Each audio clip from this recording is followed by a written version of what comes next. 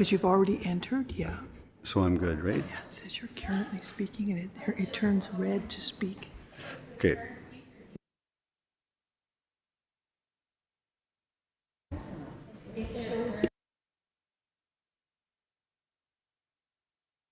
There too, or just here?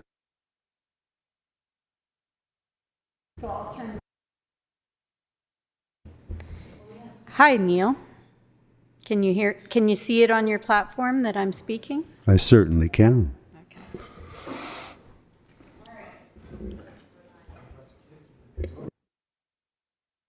So, in about 20 seconds, we'll get started. I'll just tell the audience briefly, we're dealing with new IT technology here this morning, and we're just getting the feel for it a little bit.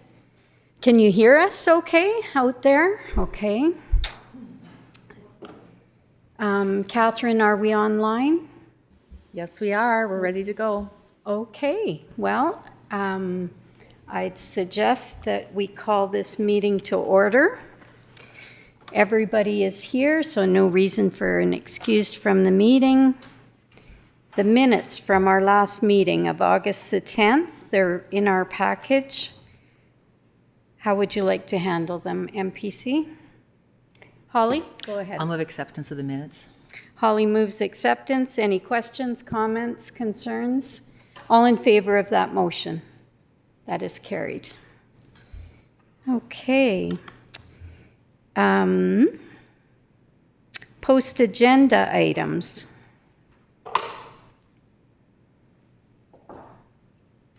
Are there any post-agenda items? Seeing none, an adoption of the agenda then, please. Amanda. Amanda moves to approve the agenda as presented. All in favor of that motion? That's carried. Okay, development report. Shanalee, go ahead. Good morning. Good morning. Attached is my permitted use report. I can answer any questions. Are there any questions on the report? Seeing none, we'll file that, accept that for information. Thank you. Subdivision 7.1. Maria, would that be you this morning? That's me. Thank you, Madam Chair. Good morning. This application is to subdivide an approximate 0.24 acre parcel from the southeast of 6, 2014. It will be consolidated into the existing subdivision to create a 2.17 acre parcel. The proposed boundary line adjustment is located in Division 8, approximately 8 kilometers north of the city of Brooks. And access to the parcel is from Range Road 14.5. There are no new parcels being created. The boundary line adjustment is to rectify the encroachment of existing development that is going into the field, I guess. The proposed boundary lines do not take any irrigated land out of production. There were no objections or concerns received from adjacent landowners or referral agencies. And it is recommended by administration that MPC approve this subdivision for the boundary line adjustment with the conditions that all outstanding property taxes be paid, that the applicant enter into a development agreement with the county if required, and the applicant supplies copies of utility right-of-ways, easements, and/or agreements, such as with the EID if required by them prior to registration at land titles. Reserve for this subdivision is not required because the lands to be subdivided are less than 0.8 hectares. Thank you. Thanks, Maria. Are there any questions on this? I see our applicant is here and he would be open to any questions. Brian, do you have anything to add? No, I think Maria's covered it. Okay. Go ahead, Holly. Is this for Brian or for staff? Either one. I was just curious how this little piece was discovered that it was encroaching. Can you come to the microphone? Yeah, you get to try the new technology.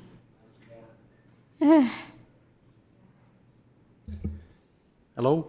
Hello. Good morning, Council, and thank you for your time to consider this application.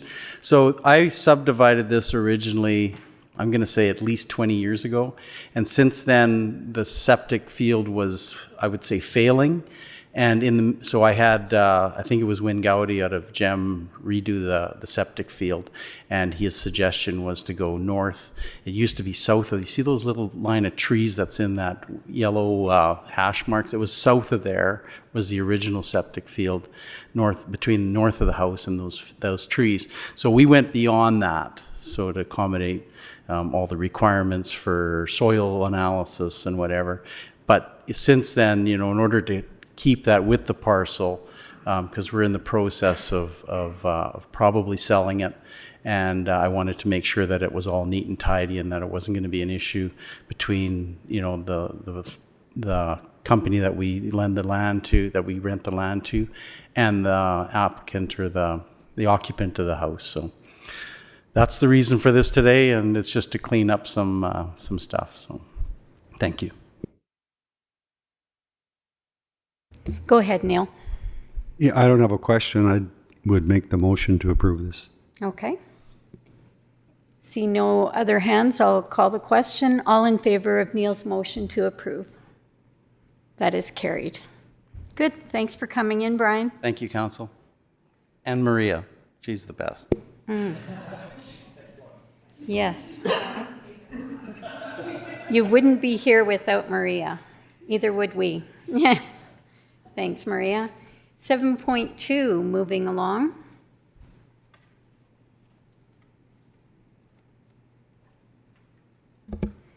Thank you. This subdivision application is to separate the northwest of 2017 into two parcels, approximately 97 acres to the north of the CP rail line and 49.43 acres that's south of the CP rail line. The proposed subdivision is located in Division 6, approximately 15 kilometers southeast of the town of Bizano. The quarter is divided by the CP rail line, so the proposed subdivision would split each portion north and south of the rail line. Access to the parcels is from Range Road 17-3. Access will remain unchanged for both parcels. There are a lot of wetlands on this quarter section. There are no environmental or historically significant areas. And there is an abandoned well within the quarter section, which the applicant needs to be aware of if there's any proposed development in the future. The proposed use for both parcels will remain agriculture. This was circulated to adjacent landowners and required referral agencies, and we received no objections or concerns. Municipal reserve for this subdivision is not required, as the parcels to be created are 40 acres or more and used for agricultural purposes.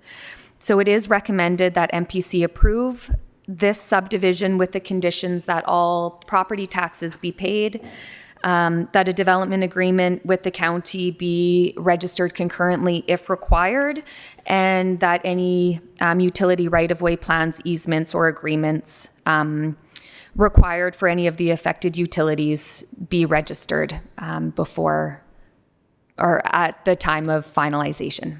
Thank you. Thanks, Maria. Are there any questions on this application? I guess when they first bought the CP rail line, they consolidated all into one parcel. That's how this happened, right? So it hasn't been that many years that this has been one parcel. Would that be correct? Maria? The rail line would have gone in many, many years ago. And what we see is that also with highways, that they will split a quarter section, but the concurrent or the quarter sections are never then subdivided and split after that happens. So we'll see quarter sections that are split but still remain on the same title. Oh, okay. Thank you for that. How would you like to handle this application? Is there anybody here that would like to speak to it or against it? All right. Go ahead, Lynette. I'm ready to make the motion to approve with conditions. Okay, thank you. Seeing no further hands, all in favor of Lynette's motion? That is carried.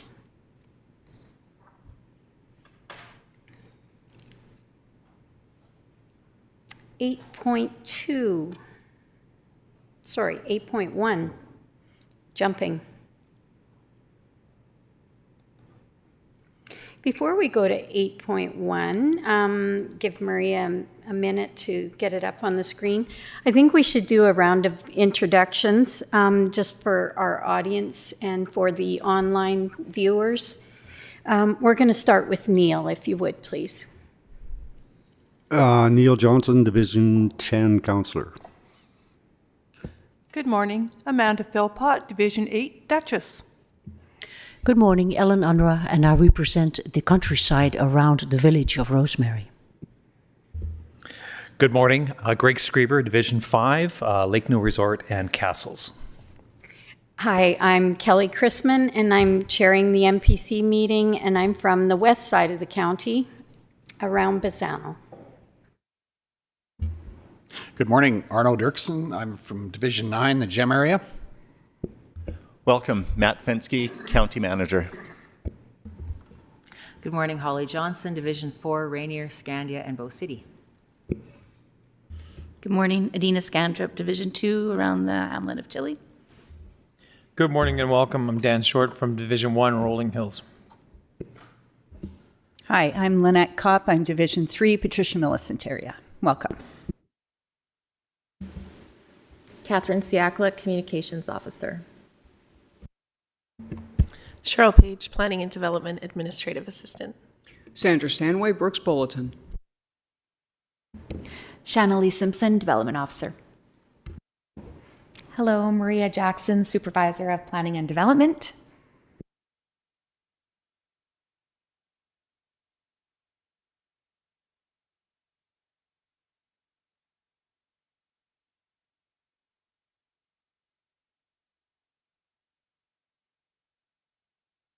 Do we have our floating mic handy? Yeah.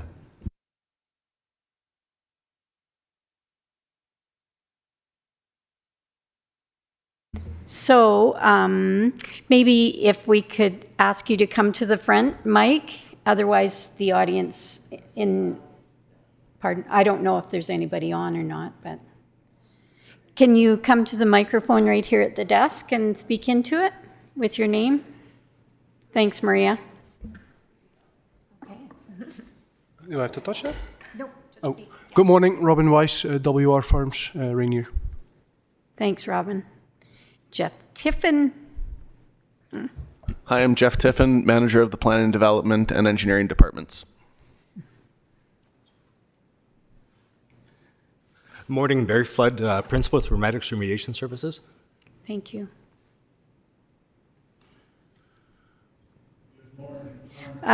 Arno, you shut it off. You don't need to touch it. There you go. Good morning. Arnold Ho for Newell Colony. Thanks, Arnold. Good morning. Charlie Wantono from Remedex Remediation Services. Thanks, Charlie. Mark Harvick, Director, Municipal Services. Thanks, everyone. Okay.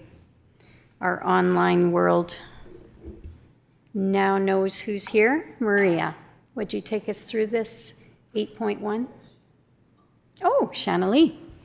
Thank you. Thank you. Thank you.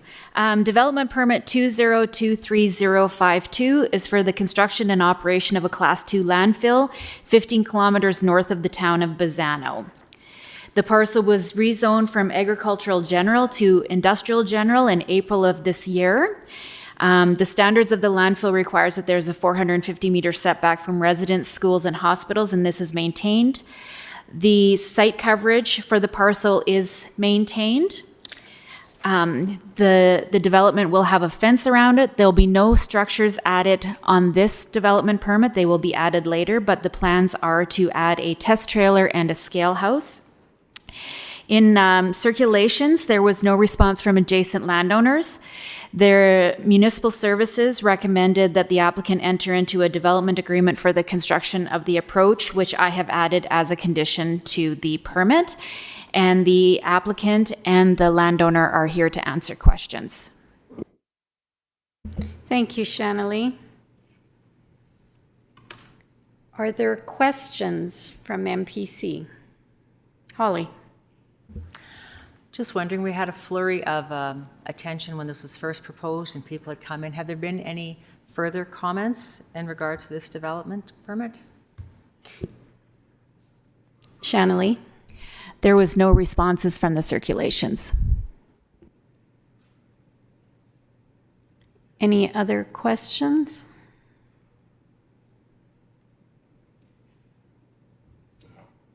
Ellen, yes.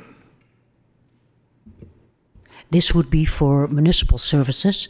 Now, the road, 184 Range Road, how many loads per day is suspected to be driving on that road?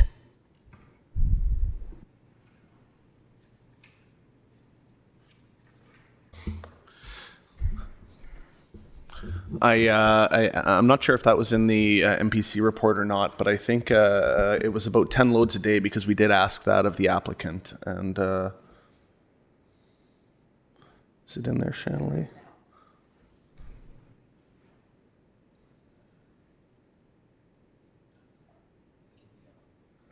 Yep, be an average of 10 trucks per day, and the majority of those trucks would be coming from the south off of the Trans-Canada Highway. Okay. And I do recall a similar question coming to us before. That is a paved road, and it is at highway standard pavement. Just to add that info.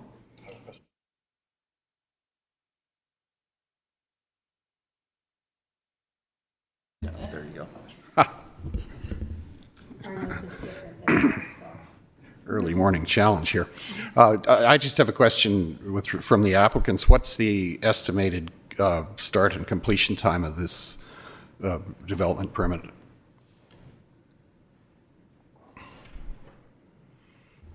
Morning. We still have to, if we do get the development permit in place, we still have to go through Alberta Environment for our final permit for approval. And it'll probably take between 4 to 6 months normally.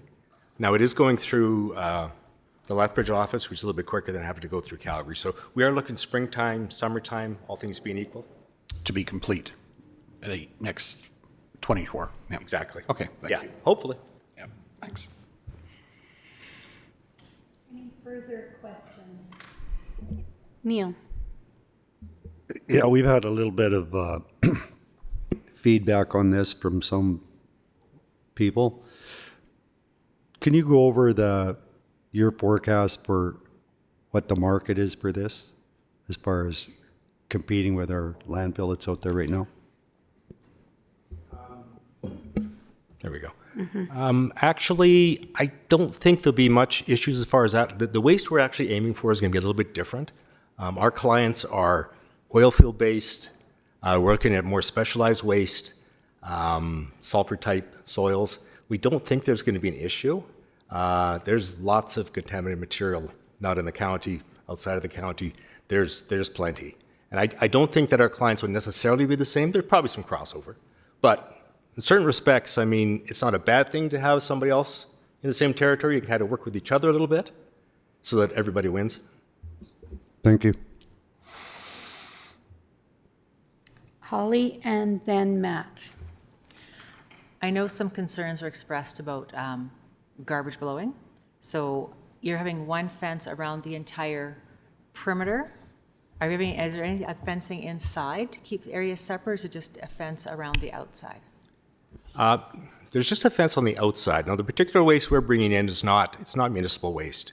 So there isn't that much that blows. Sometimes there's plastic that comes in as bed liners. But if there is, I mean, it's windy there. So chances are very likely we would put an intermediate windscreen on the landfill itself to catch anything that's immediately happens to be released. But with the fence around it, it would catch everything pretty much. But we will probably have to use some temporary fencing just because it's a little bit windy up there. Mm-hmm. Lynette, go ahead. Okay. So the AER or the powers that be will be watching that sort of thing. They would require the fencing if it's doing what can't be done or what isn't allowed.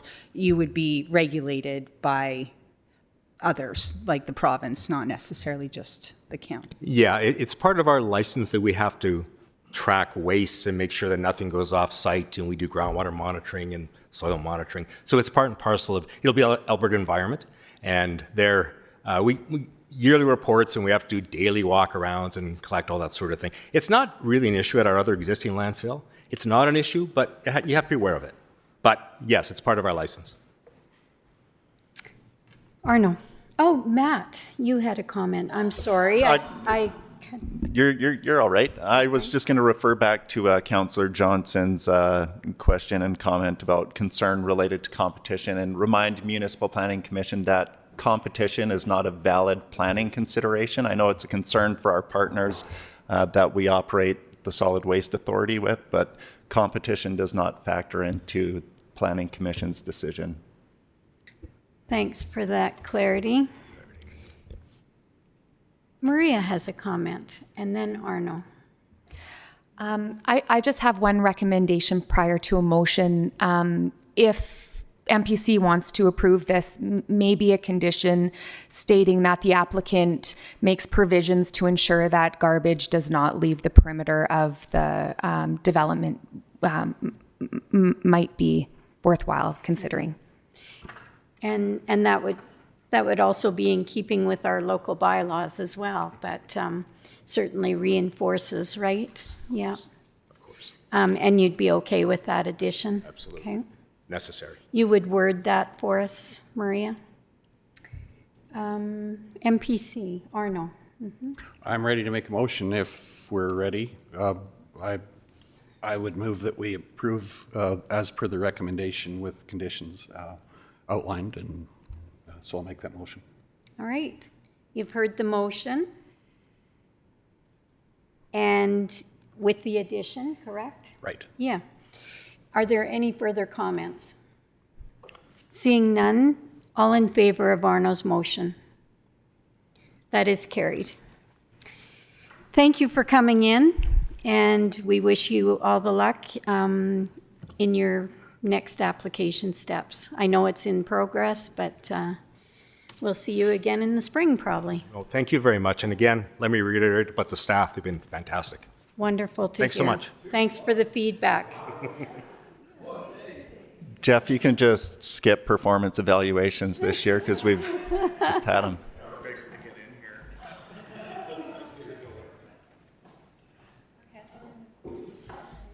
Thank you. 8.2 is Shanna Lee.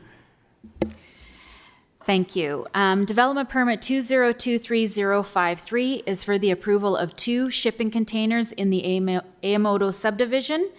They're both being used for storage. There was no issues from staff. There was no response from adjacent landowners, and there was no response from the IDP. And we're recommending approval with conditions. Thank you, Shanna Lee. MPC, how do you wish to handle this? Lynette. On the picture, it says relocated. So the one that's in the green was moved over to where it's red now. Is that how this works? Okay.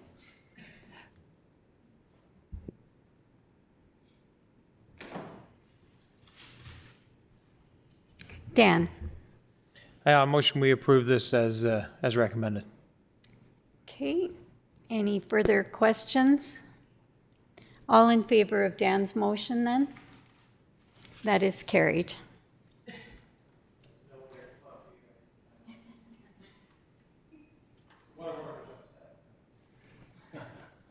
Eight point three.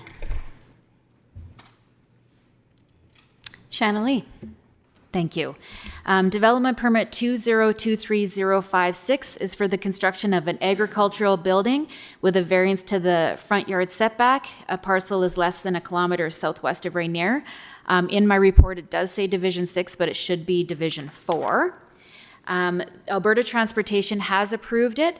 The applicant will build a 100 square foot breezeway between the two buildings to transport between them in the winter months. The applicant has submitted a letter to the Municipal Planning Commission, which is in your package, and he is requesting a 14-meter variance to the setback. There was no issues or concerns from staff. There was no response from adjacent landowners, and Mr. Weiss is here to answer questions. Great, thanks, Shanley. Welcome again. Are there any questions on this application? Looks like this man just wants to go to work and get some work done, hey? Yes. Ellen. No question, but just thank you for the wonderful explanation as to why you need the variance because of the gas line. So I have no problem with this one at all. Holly. Oh, and then you. I was just going to say, Robin toured me around yesterday, so when you look at the distance from the road, there's no trees. I didn't see any risk factors when I looked at it on site. Good to hear. Thanks for going out and giving us that feedback. Neil. Greg. I know. As soon as I said it, I went, oh, I'm going to pay for that. Yeah, you bet you are. Yes. I would like to make the motion to approve the development permit with conditions. Okay. Any other comments, concerns? All in favor of Greg's motion? That is carried then. Thank you very much for coming in. Sometimes we have questions, sometimes we don't, but it's good to see it, be able to put a face to the application. Much approved, or appreciated. Any other business? We had no post agenda. Is there a reason for in camera today? Seeing none, I'll skip by that. We have some information items here. Is there any conversation around either of those items? Nice to get their newsletter.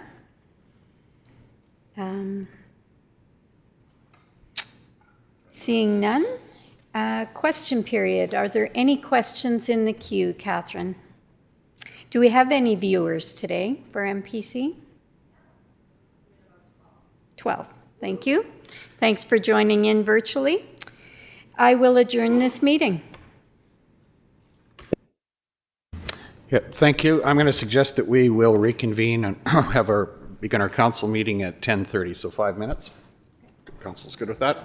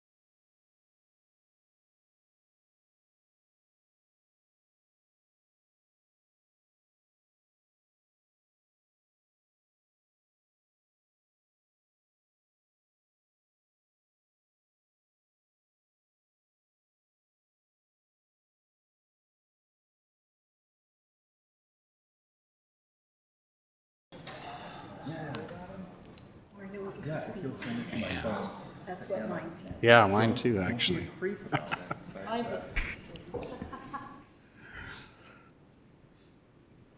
Well, I think I'll call this meeting to order. Welcome everyone who's online. I expect we have some people online this morning. Seeing everyone at the table, will not need to be anyone excused from the meeting, but we do have minutes of the August 10th meeting to consider. Any errors or omissions or comments about the minutes as circulated? And if not, a motion to approve would be in order. Adina, please. I'll make that motion. Thank you. All in favor of approval of the August 10th minutes? That's carried. Thank you. Call for post-agenda items. Are there any post-agenda items? Seeing none, we will look for adoption of the agenda, and also just note that item 7.1 will be considered at 11:30 when we have someone, Sherry Perry from the EID Historical Park coming to make their presentation. Other than that, we have the agenda. Is there a motion to approve? Amanda, please. I'll make that motion. All in favor of approval of the agenda, please indicate. That's carried. Thank you. Question period or notices of motion. Are there any notices of motion from councillors or questions from anyone online? Seeing none, we'll move to item number 8. Do we have Todd coming down for the Ag Services business? An update?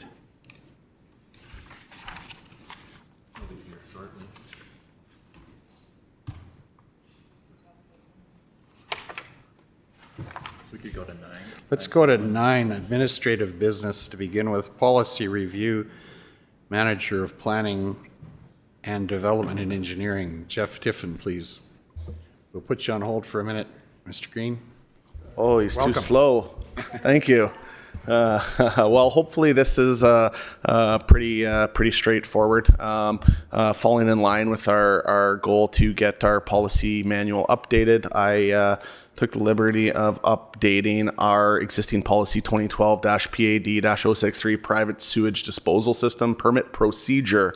Even by the title of that, it doesn't sound much like a policy, so I thought it needed some amending. And what we did is we went and we incorporated kind of high-level council direction on how we as administration should administer our safety codes permitting. We wanted to we want to provide a good service, and as you see in the new policy, it's short and sweet. We're hoping for council direction that we do want to continue in being a permitted agency to administer this program. We list the 4 disciplines that we do issue permits in. We want to talk about keeping our quality management plan up to date and in line and operating in line with that quality management plan. That document is the document that's approved by Safety Codes Council, which grants us the authority to issue safety codes permits and become an accredited agency. And as always, the last point is, we always want to continue to build and be better and search for more effective and efficient ways to do it that provide local and regional benefits to our ratepayers. So this policy is much more high-level direction, whereas the old one actually walked through how we would issue a PSDS permit, which is more of an internal operational document. So just requesting council to accept the new policy as written. And I can answer any questions. Thanks, Jeff. Are there questions for Jeff? Kelly, go ahead, please. Actually, no question. I was ready for the motion, but I would accept that, sure. okay. Yep. Okay, motion to approve. Any further questions? Holly. It wasn't a question, just a comment that it was a much improved policy. It made a lot more sense than the original. Okay, thank you. All in favor of the motion to approve, please indicate. That's carried. Thank you. Thank you. Thanks, Jeff. With that, let's move back to item 8.1, and then 8.2, an Ag Service Board update. Mr. Todd Green, welcome. Thank you for having me. You're going to notice that I'm going to smile the entire time because I took a quick peek at Catherine's new system that she's running, and it zooms right in on you. So I made sure I trimmed all my nose hairs, and I was ready for this because it was pretty awesome watching you guys. Just so you know, your facial expressions are hilarious. I was on the phone and watching you guys. Anyways, so I have two very easy things to chat about today. Just a quick update. This is a time of year where things start to get a little less exciting in terms of programming. Really, the big programming that we got going right now is just our roadside mowing. So they're cruising through the north side second pass. From the initial words that I heard, kind of mostly just weeds that we're taking care of, which is a great part of our program. Is it complements our spraying program, and then we do still have the fire watch going. So the fire watch makes us a little less efficient, mostly because we have to keep all our mowers in the same area, so they end up kind of running into each other once in a while, not physically, just as part of their programming. But we are getting right set up for some fall seeding. I think I heard there's 10 kilometers or something we have to do, which isn't a whole bunch, but takes a little bit of prep and work to do. The drills have not stopped all year. I don't think there was a single week where we didn't have to move a drill. So that's fantastic for us. We already had an amazing spring with them, higher than average usage, and it's been going the whole time. And I got a call yesterday, a fella, Patricia, kind of north area. He wants to do some some frost seeding. So pretty exciting. I know that's not really exciting for you, but it's exciting for us. We love to see them moving. Kim and a helper went out, I think it was Tina, went out and did some potato cellar disinfecting. So we do that for a couple of our local potato producers. Once they're kind of ready to put things into storage, we go in, we spray all the walls, all the floors, everything with the disinfectant that they provide. And then, we charge them accordingly. So it's really fun. It's not actually a lot of fun, but I haven't had to do it in about 15 years. So I think it's a lot of fun. And then, we're still working at Emerson, and we are getting ready to put some of our summer systems to bed. So, I mean, we've got a few underground sprinklers, and of course all of our spray equipment needs to be ready for fall or winter, I guess. And it was +4 this morning, so I'm thinking we might have to bump that schedule up just a wee bit for anything that's got to stay outside. So that's what I have for you. And I tried to smile the entire time. Did it work? No, darn it. All right. I was close. Maybe take some questions. Got room for me to come watch the meeting from your office? Yes. Yeah. Okay. Absolutely. I'll be right up there. Anyway, this isn't maybe necessarily just an ag service, but you talked about fire. We don't have a fire ban in place at this point, do we? No. I think it's a fire restriction, which is still allowing, private pits and smokers, barbecues, that kind of thing. But our fire ban eliminates everything. Right. But do we change the signage with that? Just leave it out as ban in place? We only have one sign. Okay. Okay, any questions for Todd? Seeing none. It's too easy. All right, then the only other really fun thing I have is Special Areas number 3 is hosting our South Region Ag Service Board Conference, which will be held in Oyen on October the 18th. I did attach the agenda. Looks like we're going to learn a lot about special areas and why it is the special areas and how they do special areas. So that's pretty exciting. We'll also hear from the Chinook Applied Research Association. And then a chance to review any South Region resolutions.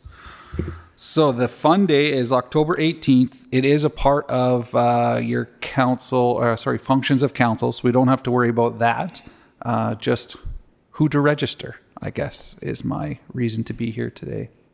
Oh, and we need somebody to welcome everybody to the County of Newell in 2024, because then it's our turn to host.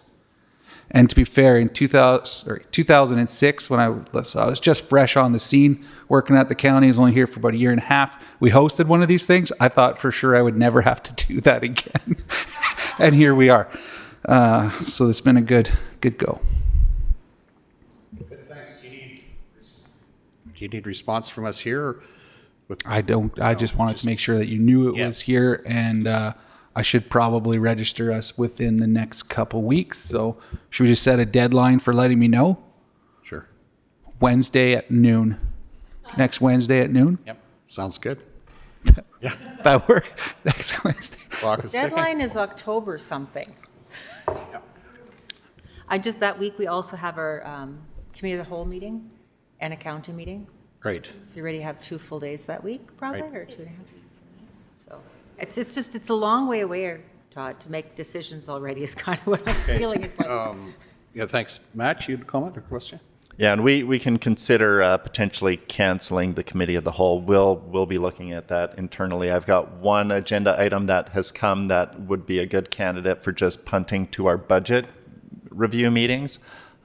So with it being a busy meeting, we'll look at cutting that down potentially. Yeah, and I think the conference itself doesn't start till about 9, so it's probably the right time for us to just leave early in the morning. We shouldn't have to stay overnight, I don't think, in Put me down to go. metropolis of Hawaiian. Okay. Anything else?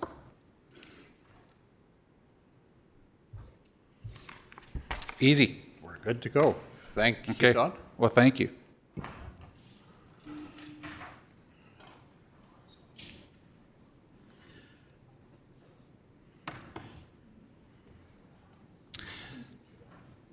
Let's move to item 9.1.2. Funding request from Recreation, Rosemary Community Ag Society, Director of Corporate Services. Should we just, Can we recess for 5 minutes? Yeah, yep. Yes, we'll recess for 5 minutes. Does that work? For technical Technical difficulties. Please do not adjust your set, right?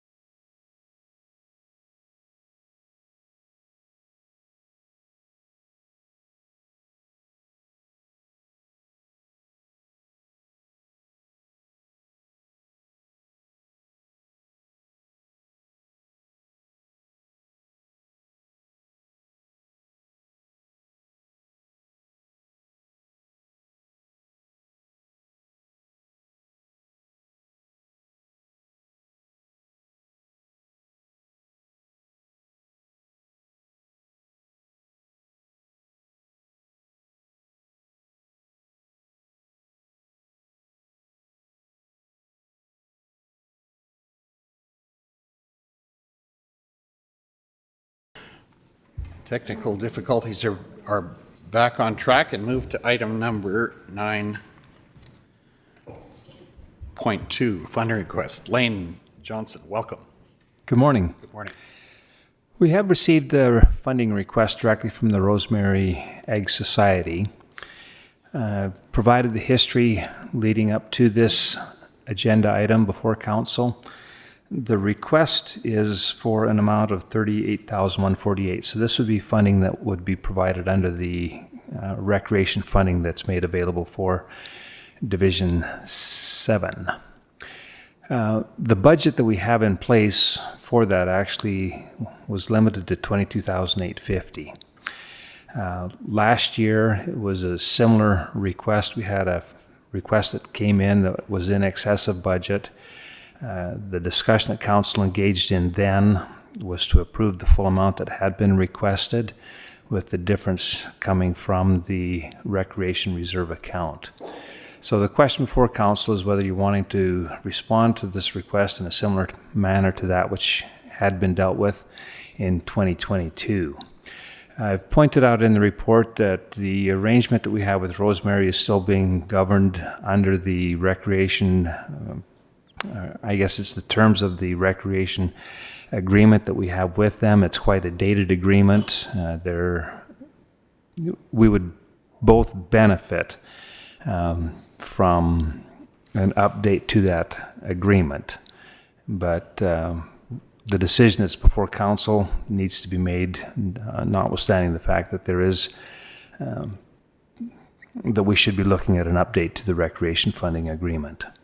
So, question for council to deal with then is just whether or not you're wanting to approve the full request that is before council for consideration this morning. Thanks, Lane. The recommendation is that we approve the budgeted amount, and that's your recommendation. Are there questions? Dan, please, and then Lynette. Just curious, it says there's been no progress made in the updating of the rec funding agreement. What's the reason why there's been no progress? Has there been no attempt by either side, or is there a specific reason? Yeah, I can answer that. Just competing priorities and capacity to get to it. I think what you'll see from administration coming at budget time is a recommendation that we put some good resources towards getting rec agreements in place, not only with Rosemary, but with our other service providers. So Rolling Hills Ag Society, for council's information, you're going to see a request coming shortly from them for increased funding. I think it would benefit the region to adopt a standardized approach for how we're going to fund our service groups moving forward. And that could be a good item for the 2024 work plan. But it is an effort because you have to pull a lot of financial information together, get minds in a room, and get consensus, which is typically the challenge, is getting consensus. And that's the gap we have with Rosemary. We had undertaken discussions years ago, spent a significant amount of time, and the gap is between what the county's position is on cost share in terms of a 50-50 cost share, and the village wanting to see the county pick up an 85% cost share. That's what they're asking for today. Is their request is based at 85% county, 15% village, and it's for council to debate. Thanks, Matt. Lynette, you had a question as well. Yeah, well, actually kind of a couple questions. One, is this budget what they intend to spend, or is this already spent basically and they're already in the hole? Or is this a wish kind of thing? Is that where they're pushing this to as well? Okay, totally lost my train of thought. Where is the money going? Like, there is no real financials here to know what could be trimmed or what we should actually be considering as a county portion to pay. Matt, do you want to speak to that, please? Yeah, so I'll speak to that. During our previous negotiations with the village, we did poll a 5-year history for the Ag Society, and I think the last year included in that analysis was 2019. Out of that analysis, the bottom line number was they had about a $44,000 net loss that we would consider between the parties funding. So that's what this figure is based on, with some inflation for the last few years, is those actual numbers. And the Ag Society, they've got the kitchen there, they've got the seniors operating out of that facility, they've got the ice surface there. The Ag Society really is the recreation provider in Rosemary area. So this would be utilities and everything else along those lines. Thanks, Matt. Further question? Do we not usually get to see, like when other ones come requesting money, we can see where the money is laid out? Yeah, and we can forward the financial statements to council, so you have those. We have received financial statements for Rosemary Ag Society, so we can get the most recent copy out to council. Okay, thanks. That's good. Greg and then Neil. Lane, maybe you can answer this. What is the percentage of population between the Rosemary division, Ellen's division, and the population of the town? Go ahead, Wayne. I'll have to defer to Matt if you've got access to that. If not, we'll have to get that for you shortly. Okay, you're looking that up, Matt? Okay.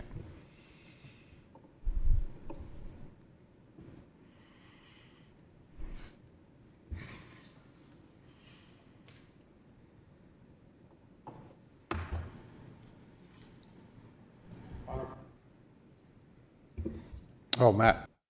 Matt, go ahead. Yeah, so if you look at the population of Rosemary, when we did the analysis, they were at 396. Division 7, which surrounds the village, was 374. So you're about 51% Rosemary versus 49% county on the population split.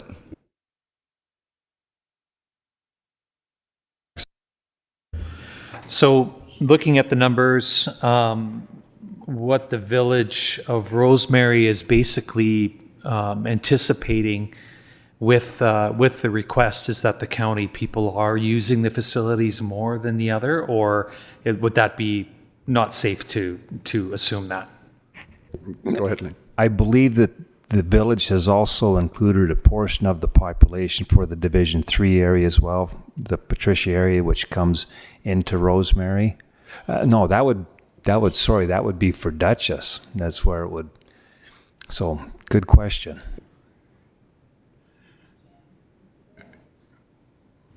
Oh, is that a question to me? Yeah. Well, would the gem numbers be put more into Rosemary, maybe? That happens.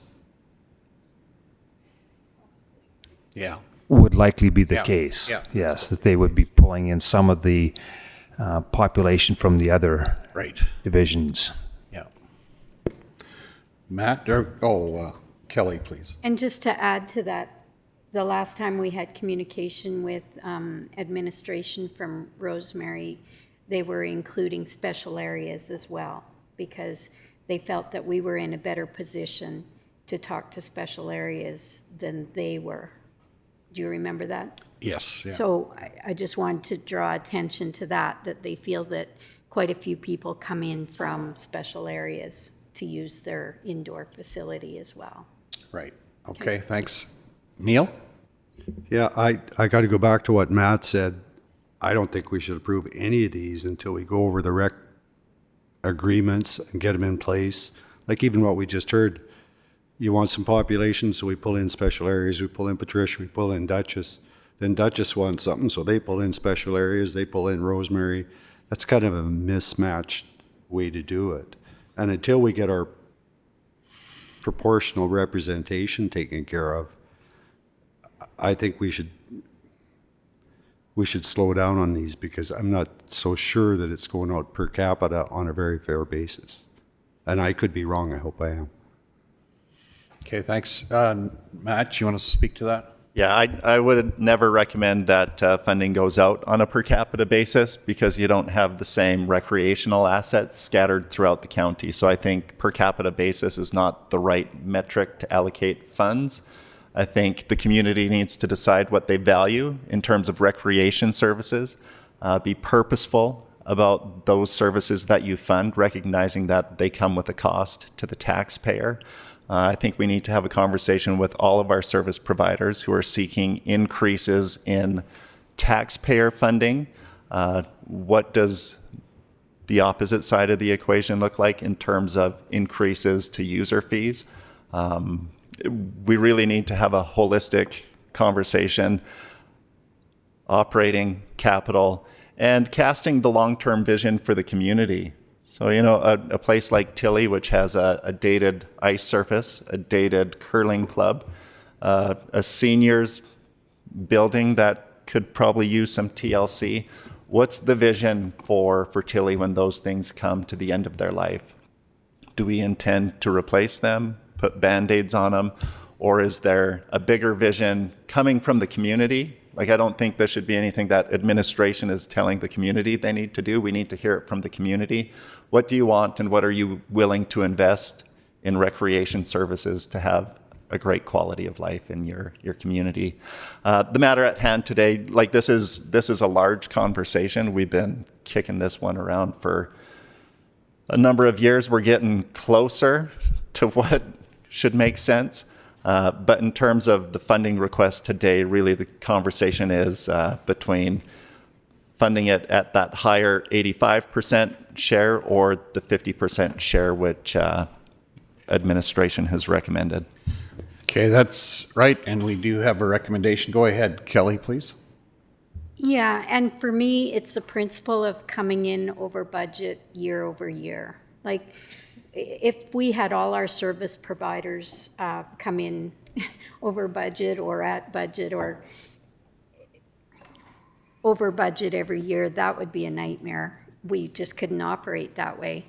We do have an outstanding, and I'm going to say this agreement has been talked about with Rosemary for 6 years, probably, from my experience.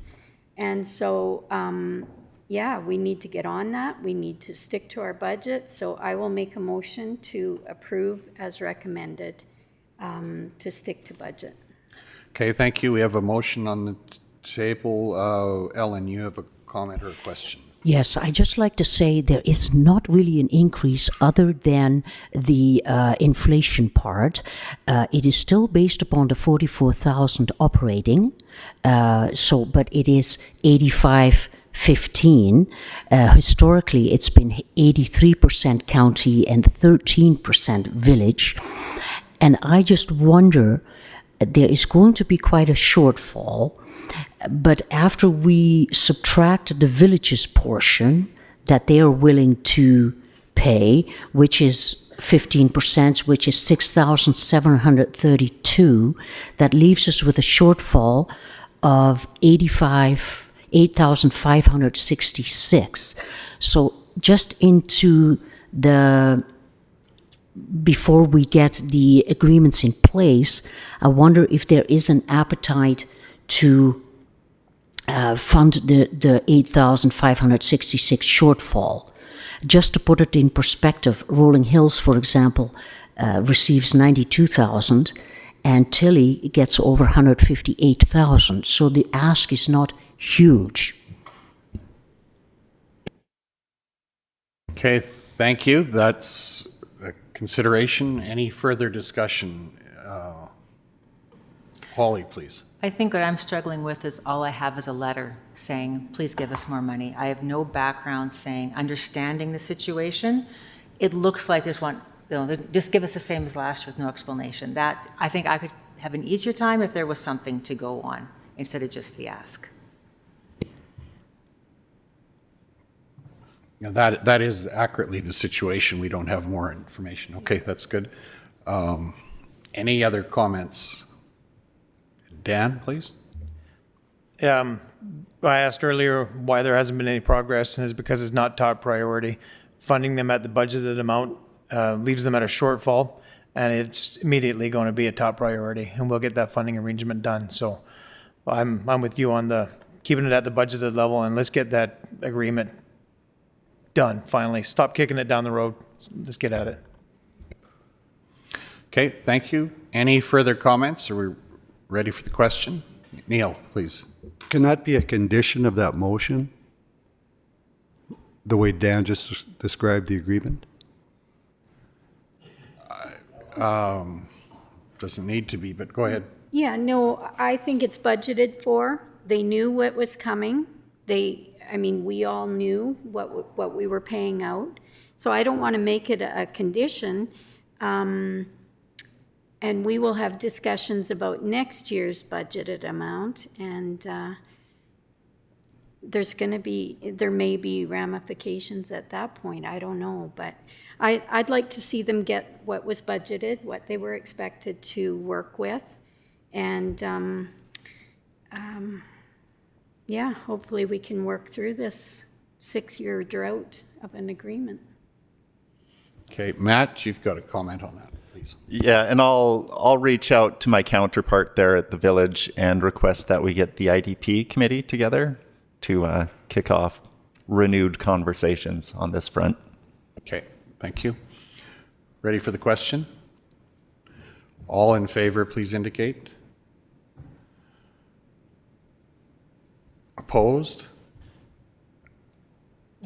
That's carried. Okay, thank you.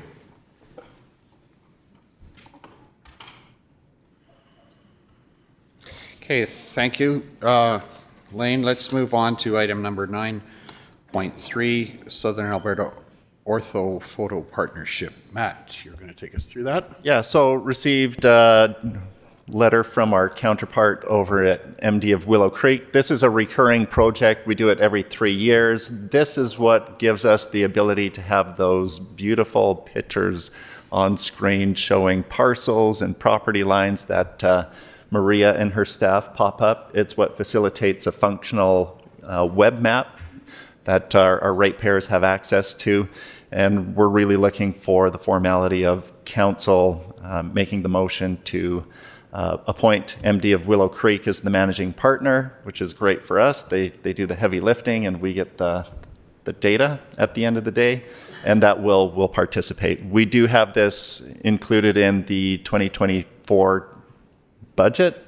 That was part of the 2023 3-year plan. So the formality of getting a motion here. Okay, thanks, Matt. That's a good explanation. Dan? Well, let's make it formal. I'll motion we approve it. Okay. Any further questions?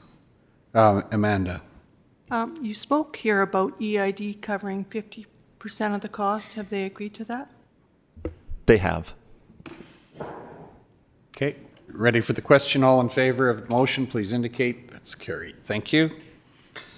Thanks, Matt. Let's move on to item number 9.4, Foothills Little Bow Municipal Association meeting on September 15th.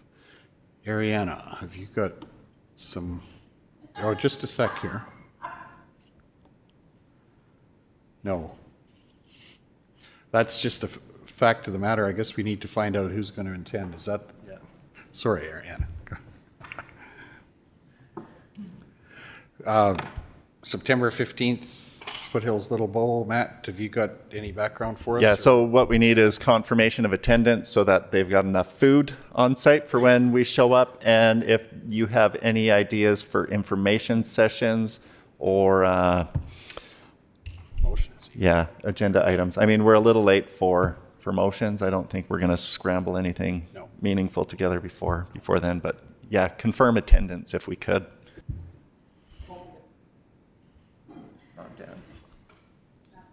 I'll plan to be there. Who's? Yeah, that's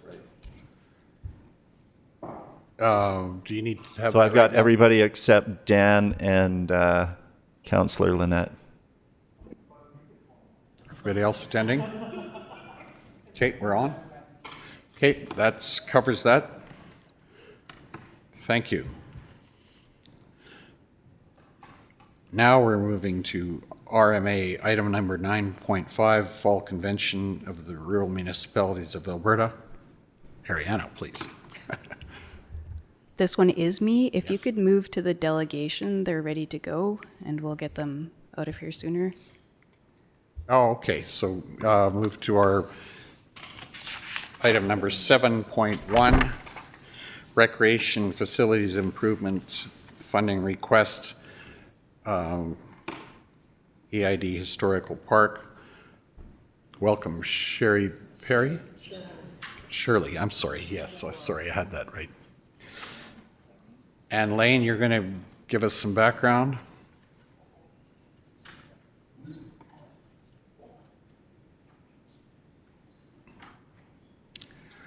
I'm going to suggest that we have introductions prior to welcome you to our meeting. Neil, why don't you begin? We'll introduce ourselves and then we'll have formal introductions. Neil Johnson, Division 10 Councillor. Good morning. Good morning, Amanda Philpott, Division 8. Good morning. Ellen Unruh, Division 7, Rosemary. Good morning. Greg Screever, Division 5, Lake New Resort and Castles. Good morning, Kelly Chrisman from the west side of the county. And Arno Dirksen from GEM, like Division 9. Welcome. Welcome, Matt Fensky, County Administrator. Morning, guys. Good morning, Adina Scandrup, Division 2, around the Tilly area.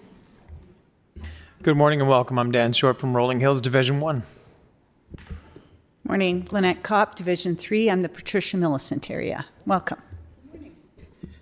Hi there, I'm Lane Johnson, the Director of Corporate Services.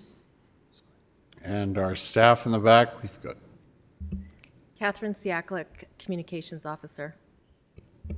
Ariana Nielsen, Executive Assistant. Sandra Stanway, Brooks Bulletin. Hello. I'm Shirley Perry, Treasurer with the EID Historical Park. Right. And I'm Gordon Alexon. I'm the caretaker at the park and campground. Okay, welcome. Thanks for coming in this morning. I'm going to ask Lane just to give us background on the matter at hand, and then I will have questions and comments from you as well. Go ahead, Lane. Thanks. We have received a funding request from the EID Historical Park under the Recreation Facility Improvement Fund program.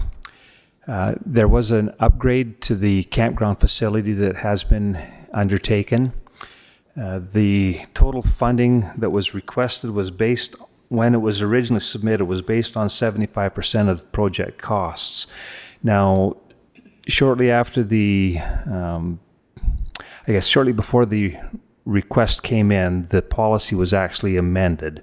So the amount that they would be eligible for this particular project, based on the cost sharing outlined in the amended policy, is actually 70%.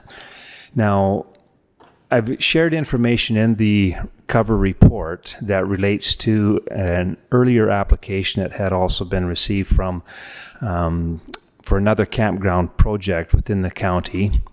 And that particular project actually was funded at a level of 50% of the project costs. What is before council today is a request for funding for work that has been completed. We would ask council to consider approval based on the policy as it stands. Some discussion should take place regarding the amount that had been previously approved for the Rolling Hills project. Sorry, I'm just wanting to make sure that council is clear that I should probably just defer to Matt on this one, sorry. No worries. So, new policy, it's interesting how different groups interpret the policy. I think we're getting closer. So this application is in front of council as a Category 3, which is a minor project up to $50,000 under the policy. In that category, the local community would be on the hook for 30%, and the county at large would be on the hook for 70%. Category 3 projects are those which are intended to reduce the annual operating contribution required. So keep that in mind as you debate and contemplate the decision in front of you here. In theory, there should be a return on investment back to general county taxpayers. In the submission, you'll see that the campground is looking at potentially another $7,000 to the good, adding these 10 sites is my understanding. So if the county's funding 70%, what share of that $7,000 a year is the general ratepayer entitled to?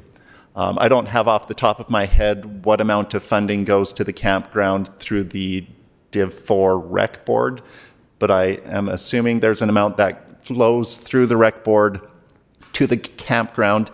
In theory, as a Category 3, to qualify for that higher level of funding, there should be a requisite reduction in the annual allocation that goes to them for operating. So that's one way to be looking at this is, there should be a return on investment.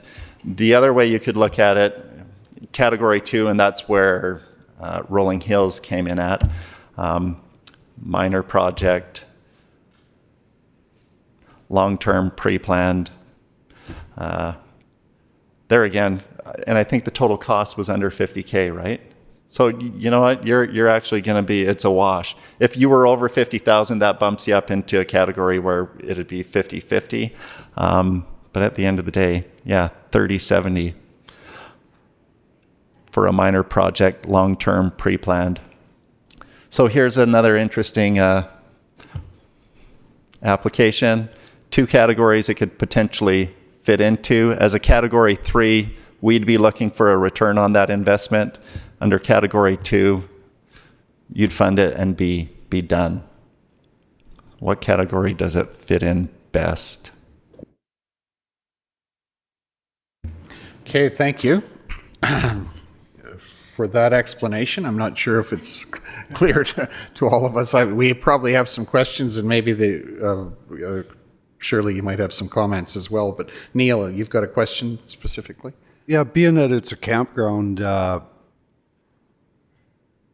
anytime you could put 10 campsites up for $30,000, you're really doing something, whether it's in Rolling Hills or Tilly or anywhere in the county. So I think it's a fantastic project.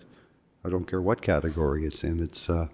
It's not just used by county residents. It's available camping sites for whoever drifts through. And we need those. We all know that.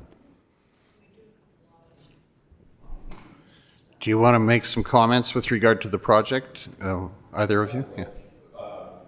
Majority of our people that are at the campsite at the moment it's all from out of town and Calgary mostly. And yeah, we do have the odd ones traveling through.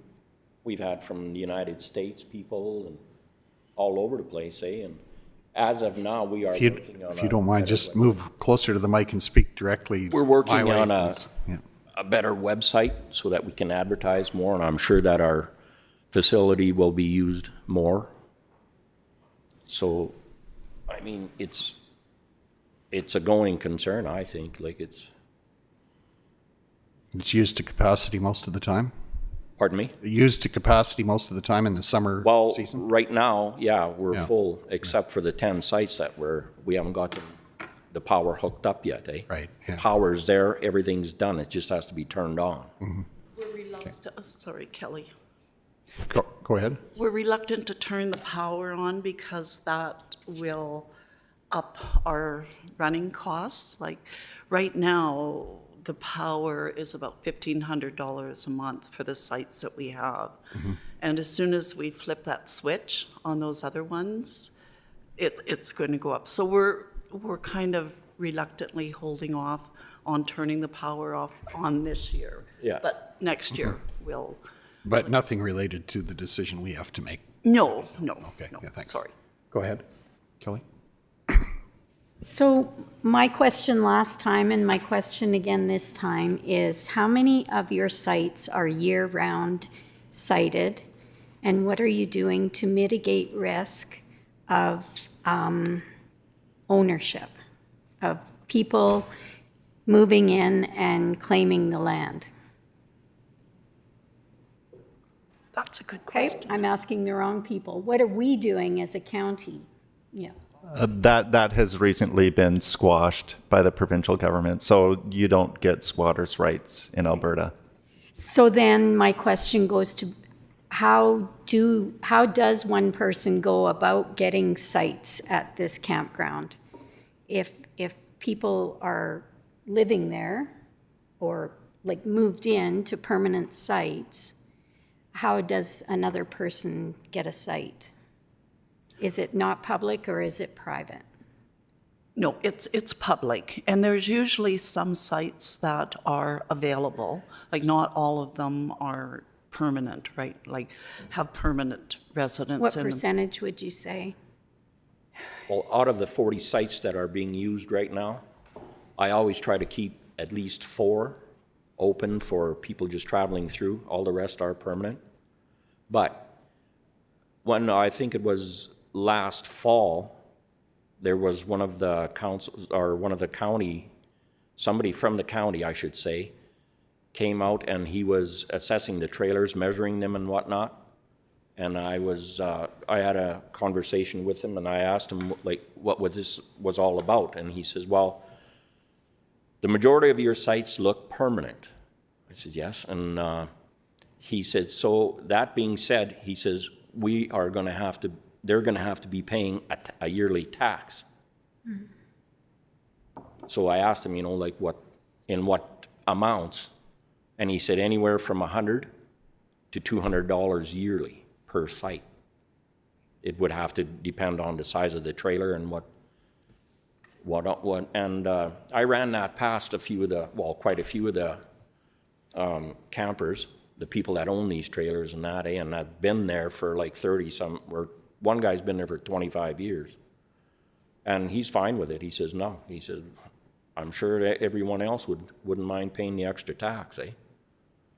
So that's where we stand on that. Thank you.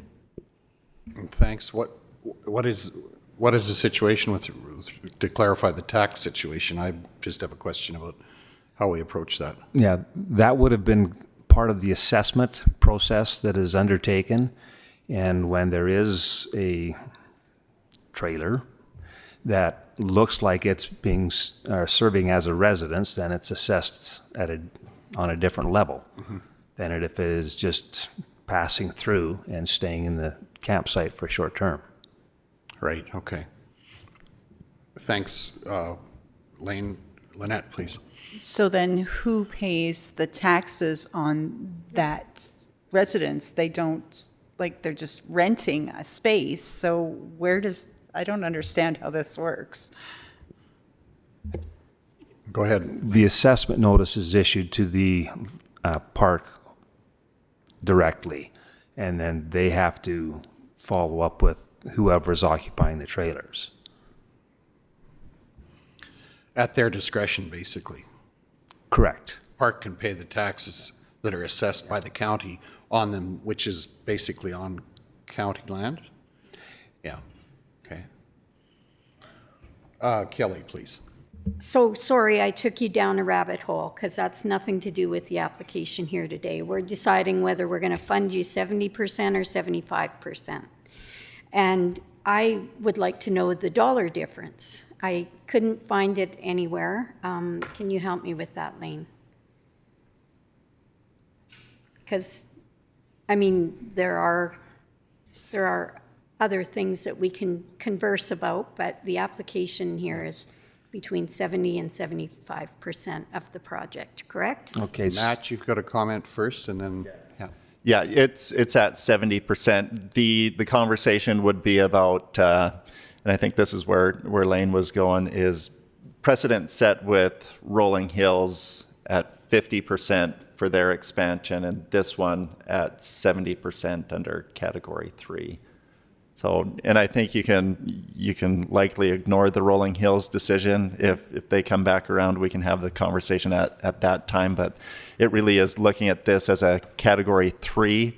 And I think it fits into category 3 because it will reduce or provide net revenues that could reduce the contribution that goes to the campground through the rec board moving forward. But that would be a future conversation. Okay, thanks, Matt. Shirley, did you have a comment or not? No. Okay. Lane? No. Okay, we're good. Ellen and then Neil, please. So, Matt, that is in the long run advantageous to the county then, if what you just mentioned. In theory.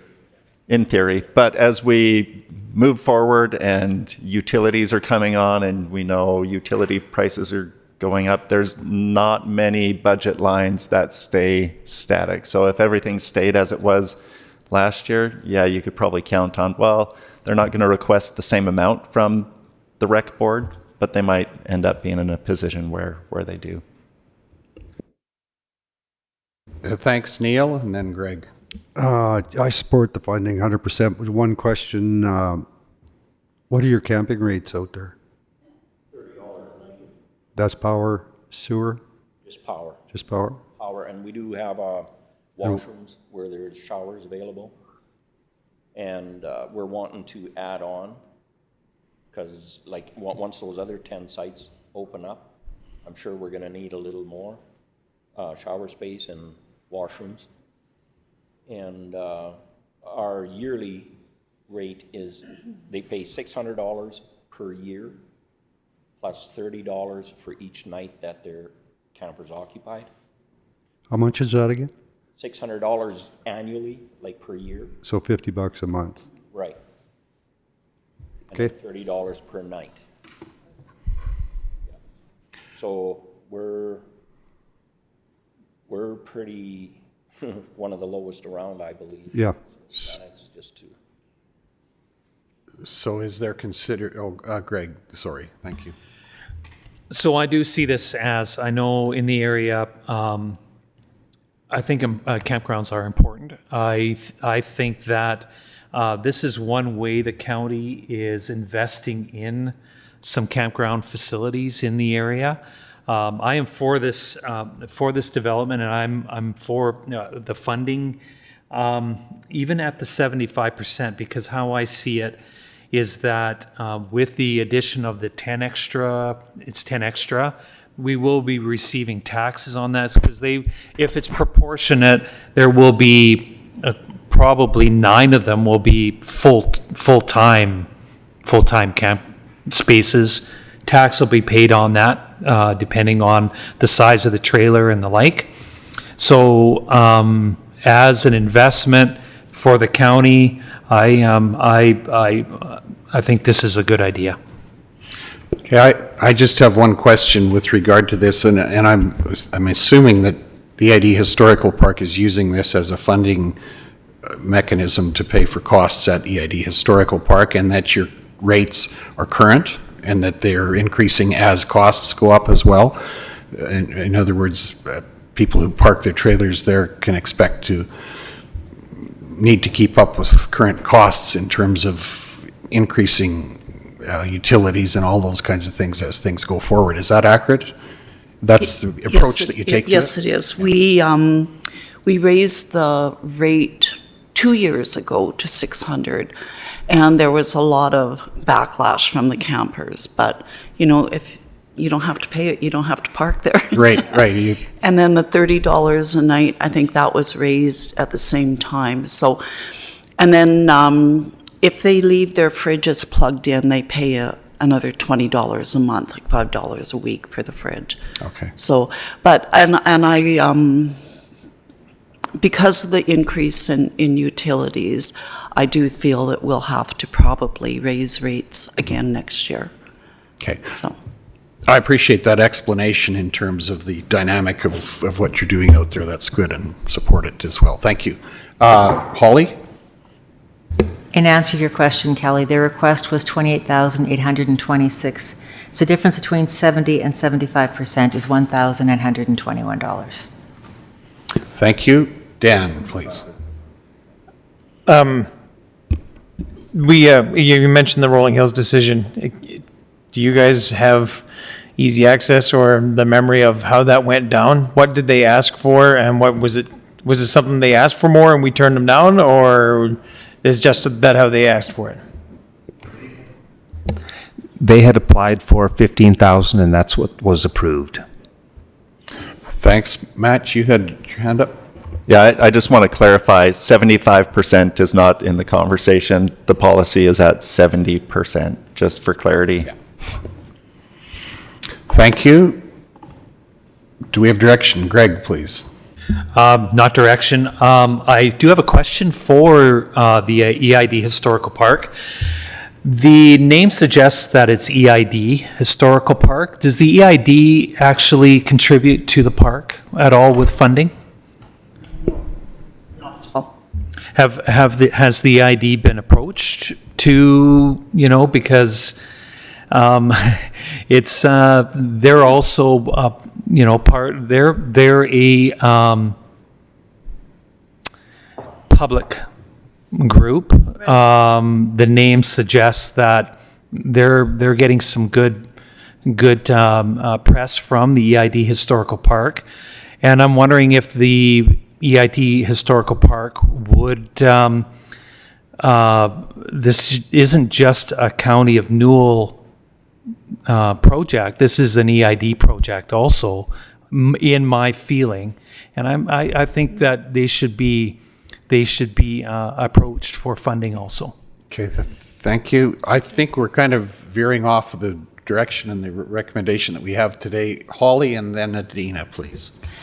Perhaps just a bit of history. So the park was started in the 70s by some farmers who wanted to get a park going, and they chose the name. And the name has actually been more of a problem than a help, because when people have problems with the EID campground and call and complain to this EID Historical Park, it caused a fair bit of consternation in years past when I was on the park board. So, and historically the EID was not interested in participating, but things could certainly change. Thanks, Holly. Adina, please. Well, I'm ready to make a motion. I would accept that. So I move that we approve 26,905 as a category 3 according to the policy based at 70%. Thank you. Are there any other questions or comments? Ready for the question? All in favor of the motion, please indicate. That's carried. Thank you. Thanks, Lane. Oh, okay, go ahead, Dan. Just wanted to ask one question, unrelated to the motion. You have year-round storage. Do you ever have any issues with the cameras that are there year-round? Or has it been going really well for you? It's just related to a decision that we'll have to make down the road when Rolling Hills comes back asking for a variance. There's not been any problems. Like, you mean? In what regard? Like? Yeah. In any regard. They leave them there. It's been going really well? Oh, for sure. Yeah. Okay. The majority of the guys have been there for like probably 10 years plus. I've been there 6, and they were there way before me. Like I'm guessing like 10 to 15 years, some of them guys, and beyond that. So I mean. But Gory, there were the ones you had to remove because they weren't paying. There was, yeah. There's always, though, Yeah. they did have issues. Another guy who moved out because of problems with his camping entourage. Yes. So, Other than the one incident with them not paying, and as treasurer, I send out in December a reminder, and then kind of the cutoff date is January 31st, and if you haven't paid by then one more gentle reminder, and then you have to move your trailer. Yeah, so it's been running fairly good. Thank you very much. Okay, thanks. Lane, please. I was just going to make one final comment. Like most community groups that are operating facilities in the county, they're operated by volunteers. And that's certainly the case with the board members that are serving on the EID Historical Park. And I think we need to commend them for the job that they are doing. It's a service that's being provided. It takes committed individuals that are serving the community, and appreciate the effort that they're putting in. Thank you for that comment, Lane, and I would reiterate our appreciation for the service you do to our communities and wish you well as you continue to serve the people who camp and use our community services. Thank you. Thanks for coming in today. Yeah. Thank you. Yeah.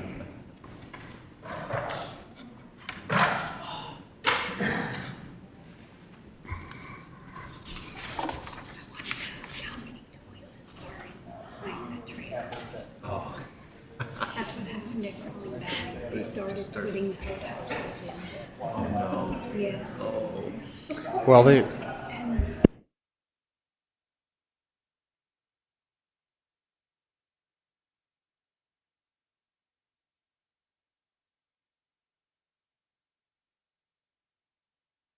And I forgot that you told me that that law was It's all right. taken out. It takes me a couple of times to hang on to everything Yeah. that comes by Yeah, my screen it's too. You're all right. totally, it's ingrained. Okay, let's move to item 9.5, RMA Alberta Fall Convention 2023. Ariana, please. All right, thank you. So this is the twice-a-year RFD that I prepare for you regarding the RMA convention. It's a two-parter, so I assume that most of you will be attending RMA. I can't find my RFD. Everything's listed in there. Hotels have been booked. There are 2 elected officials education program courses listed there. Effective meetings is new. I checked there's usually 50 slots. That one, and there were 35 slots left as of this morning. I think registration just opened this week too. And then municipal corporate planning and finance. Those courses are $395. You pick one. We've been keeping track of how many you are towards your certificate. So if you want to attend one of those, let me know. I'll adjust your hotel. Registration fees, they are just about the same as last year. It was on the list as $772, which is the same as the last year's convention plus GST. Yeah, so that's the first part of it. The second part of it is deciding which ministers you would like to meet with. So far, I sent out an email this morning. We've confirmed a meeting with Premier MLA Danielle Smith. That one is going to be November 7th at 3 p.m. Location to be determined, so let me know if you plan to attend that one, and we can start getting topics together. And any other ministers you would like to meet with, we'll make efforts for that. But they also like to know the list of attendees and your discussion topics well ahead of time. So that's all. Okay, do we have, thank you, Ariana. Are there suggestions for ministers? I would think we should probably initiate a meeting with the transportation minister, if that's an opportunity to discuss Highway 36 one interchange. Is that something that's on our mind? I think it should be. What about the Lake Highway? The Lake Road? Yeah, that too. Yeah. Lake Road. Yeah. Yeah.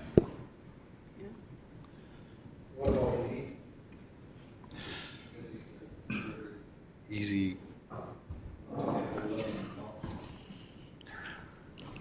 Turn your mic on. Sorry.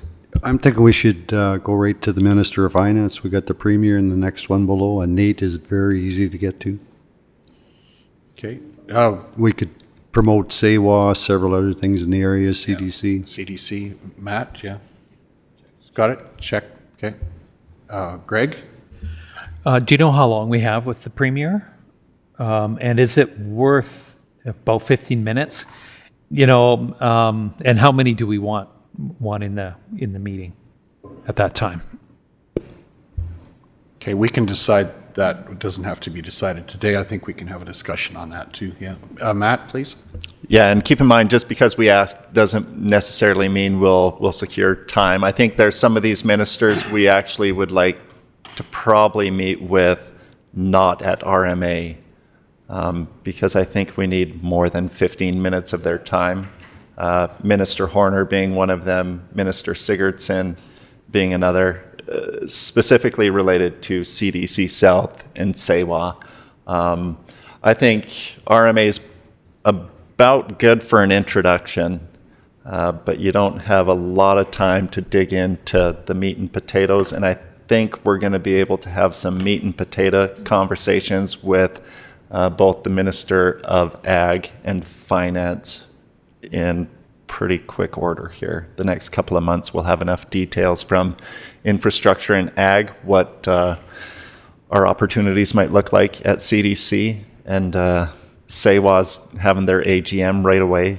They've got representatives from Hitachi Zosen who are going to be there. Those are bigger conversations that need more than 15 minutes, I think. So are you suggesting both of those meetings with transportation and finance, that we deal with those another way? Go ahead. I think transportation, we know what the response is going to be on Highway 36 and Highway 1 because we've received it once already, but I think it's good to put it on their radar and get the introduction with the new minister. I think meeting with Minister Sigurdsson there, if we haven't met with him in advance, we should try and lock one down, and if we get him before then we can toss that one, just so we're familiar when it comes time for more than a 15-minute conversation. Okay, so you're suggesting agriculture and transportation stay on, and finance, maybe we take that off and do that take another approach to that. That's reasonable. Thank you. Dan, you, and then Greg. If we could lock down which minister is responsible for this group camp area out at Kimbrook Island with the EID, finally figure out who is in charge of that so we can get in the room with them and say, please fix it, because it's 3 years is getting to be ridiculous. Okay, Greg, thanks, Dan. Yeah, that was my comment also, and I'm wondering if it's worth meeting with the Minister of Tourism about that specifically again. And I know that the last time we met with the Minister of Tourism, nothing really happened. It was we got brushed aside. I'm just questioning if it's something to be top of mind to him again about, or them again about that. I don't know. Just for my education, what's the background of that? Have we sent a letter? Have we notified ministers about our concern about that with a letter, or pushed that in that way at all? I would suggest that would be a more effective way. Like we don't need to wait for RMA to get some things going. I think if we need action on some of these things, let's whip off a letter and get some and initiate some response, because I think Matt's comment about the dynamic of RMA is probably a good one. It's an introduction. You can highlight some things and you get some things done there but if that's a current issue, like, why would we wait till November to try to get action on it? We need this moving forward. Fair enough? Makes sense? Do you want to get a motion directing admin to draft that letter to the Minister of Parks? Yeah, I think that... This is where this has been going. It's land says it's parks, parks says it's land, and it never goes anywhere. We'll send it to both and get some action on this. We can push this up the total. Like there's a way to get this done. We don't have to wait for RMA. Is there a motion to that effect to direct staff to get this going? Neil? Yeah, that's high on the radar on the Joint Services agenda on Tuesday. They're asking for a letter from you, a letter from John Petrie, and I told Ivan we're not relenting until that thing is opened. EID is on board. We got to push this because it is coming 3 years. I don't even think it's worth our times doing it again in Edmonton, because we've done it up there. The town has done it. We've got nothing. But yeah, we don't have to wait for RMA. We got to get this thing going right now. Making a motion. I'm making a motion that the county do their part, and like I said, I put it on the Joint Services agenda for Tuesday. Petrie knows about it. Everybody's pretty disappointed we lost that sailing regatta because that campsite wasn't open. So, yeah, let's get this done and not relent, just not one letter. If it takes one every week, keep sending them because this can't go on. Yeah, okay. No, I think we... And I will make the motion that however you want staff to word move that. this forward. Yeah. Yeah, Councillor Johnson made the motion that administration draft a letter to the Minister of Forestry and Parks as well as the Minister of Infrastructure asking for a status update on the agreement of the group use site at Kinbrook Island Park. That should cover it. And we'll be represented again in the joint services letter. The town can do their part, and we got to get the EID to do their part to push this thing through too. Yeah, and the latest update, from EID is the agreements with parks, and they're hopeful that they're getting close, but it has been a long runway. Okay, all in favor of the Dan, all in favor of the motion, please indicate. That's carried. Thank you. Dan, you had a comment? What I was going to say is if we're sending a letter to them, and we all sent letters and we're hammering on them, they've shown in the past that it's an incredibly slow process. So the chance of them having it resolved by November 6th is really low. So if we make an appointment to get with them, we can say, hey, listen, we've been sending you letters. We're here in person. Can you please get moving on this? So I think a meeting with Minister of Parks is still a good idea.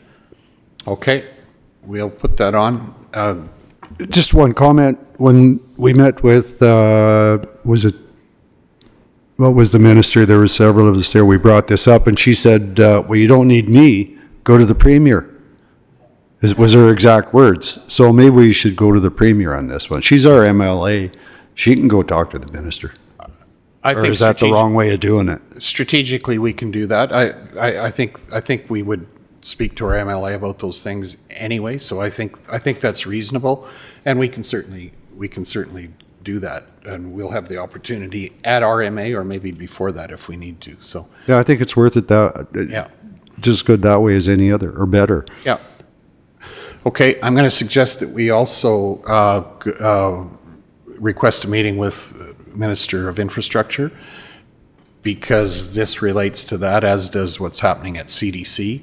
And we think things are moving ahead, but I think it's a good opportunity to make a more formal introduction there. So what do we have? We've got, Matt, go ahead. Minister of Transportation, Highway 36 interchange in the Lake Road, Agriculture, CDC South, Minister of Finance at a later, I don't think we're doing Minister of Finance at in Edmonton, Ariana. Minister of Parks for Kinbrook Island Group Use Area, and same for infrastructure. And on infrastructure, CDC will be another discussion point, I'm sure. Kelly, please. So we're putting an application in from this area for housing. Should we introduce the project, or will it be too early in November? What do you think? I mean, it's a 15-minute interview. Matt, go ahead. Yeah, I think that's fair.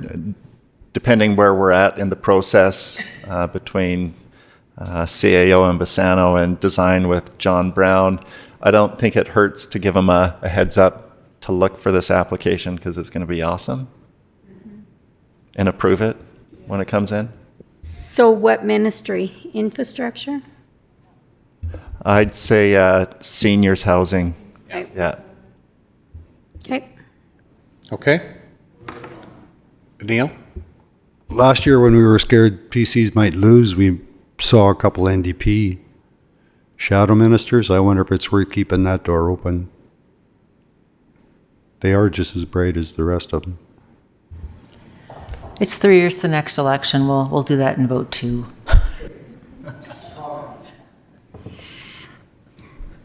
There's always opportunity at RMA for exchange with a variety of elected representatives anyway, so I think we can still do some of that. Okay, we're set? Are we covered? You just need, yeah. Thanks, Ariana. Appreciate that. Let's move on to item number 9.6.1, a motion to cancel or reschedule the upcoming council meeting in November that conflicts with RMA, which is November the 6th, is that right? 9th of November, we have a scheduled meeting, and I guess my question to Matt and to can we afford to simply cancel that meeting? What is typically our agenda weight at that time of the year? Which one specifically are we looking at? We're looking at November the 9th because it conflicts with RMA. That we have options to change our You could cancel the 9th. You could entertain canceling the 9th. Okay, the other option consideration was to go to the 2nd and the 16th instead of, or the 2nd and the 23rd. Can't remember which it was, but if it's not a like well, I'll leave it to council, but if we don't have agendas that are so heavy that we can, I just assume cancel is reschedule if it doesn't put us at a deficit. Go ahead, Holly. My only thinking around that would be that it would be nice to have one meeting in December instead of two. If we're balancing it out, it'd be nice to make December lighter perhaps instead of November. We can go either way, but I don't think it'd only have one meeting in November and one in December, could we? We'd be... Because of? Life. Go ahead, Matt. Oh. Yeah, and really my concern would be on Municipal Planning Commission side of things. So we do like to process applications as speedily as they come in. So there would be some potential negative impact on folks who have development permits or subdivisions that are in the queue. I think you can get away with canceling the 9th. If there's anything that's emergent, we can always call a special council meeting. Yeah, at council's pleasure. Okay. Looking for direction? Sorry? Oh, that's right, yeah. Kelly, please. I'll make a motion that we cancel the November 9th as recommended. Okay. All in favor, please indicate. That's opposed? Okay, that's carried. Thank you.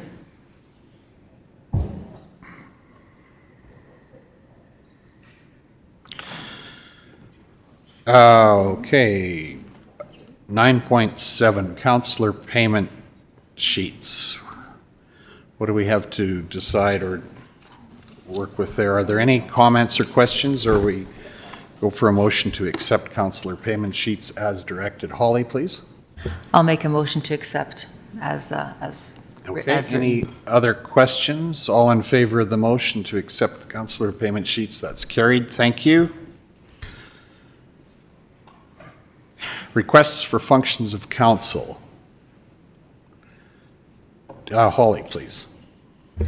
It's more a replacement. Tomorrow is our PEP quarterly meeting in strategic planning, and Dan is unable to attend, and I'm wondering if Arno could go in his place since it is strategic planning. I'm willing to do that if that's council's, yeah. I did have an outside, or pardon me, an invitation to attend that anyway, but I could go there in your place if we have direction for that. You make that a motion? Is that how we have to deal with it? Do we need a motion? I make a motion. Okay. All in favor of the motion, please indicate. That's carried. Thank you.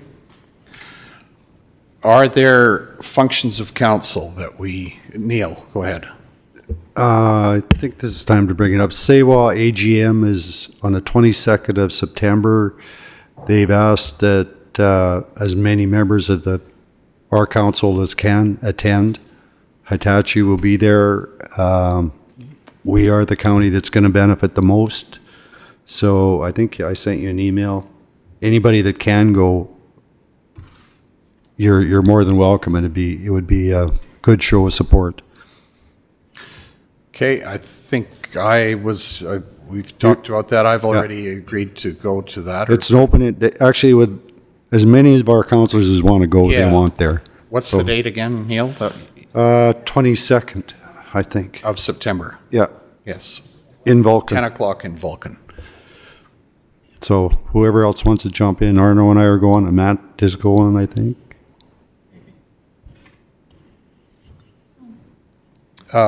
Kelly? So I'll make a motion that that be a function of council. Okay, thank you.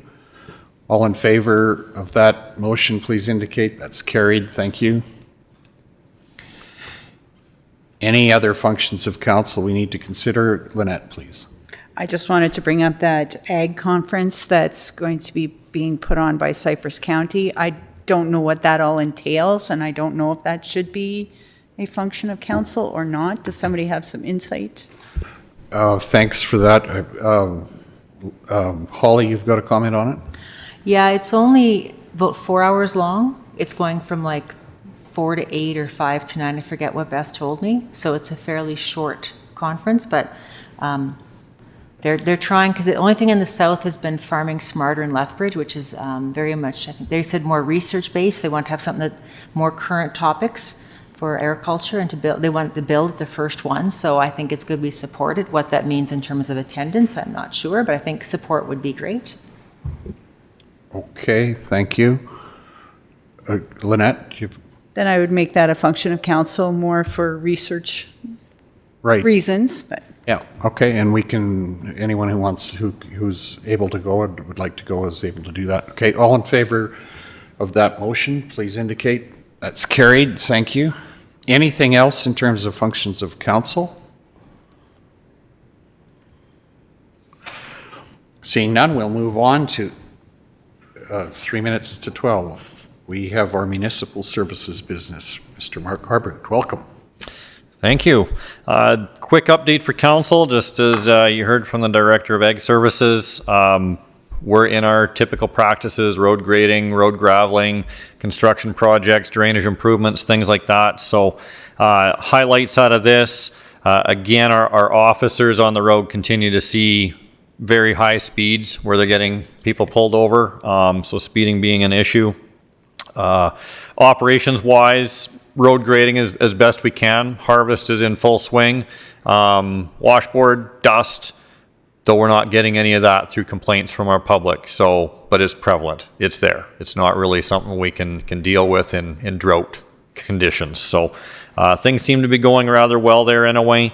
Truck drivers, 205 out of 292 kilometers of road resurfaced as of a week and a half ago when I prepared the report. So we're beyond that. So they're on schedule.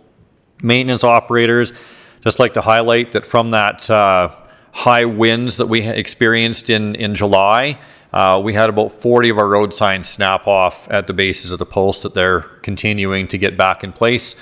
Locates from the locators to be able to get posts in the ground due to ground disturbance legislation has been a challenge, but they're working on that.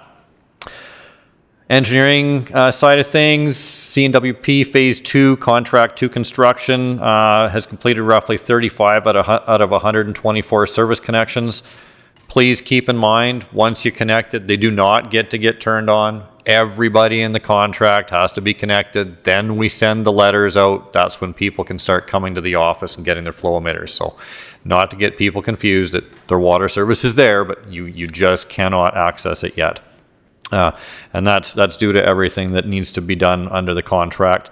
Contract 3 easement signing is about 75% complete.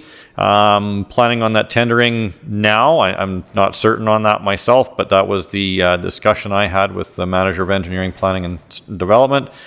Contract 4 easement signing will commence this fall, and with tendering sometime either this late winter or early 2024. So we seem to be on schedule with things, and contractors, sufficient number of contractors available to bid on the tenders.